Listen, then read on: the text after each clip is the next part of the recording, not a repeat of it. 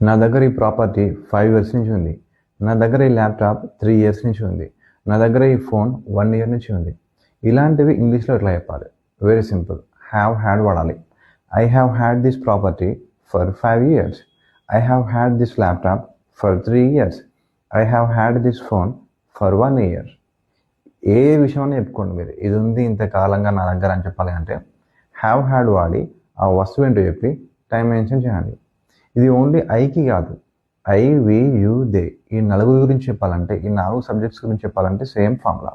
I have had, we have had, you have had, they have had.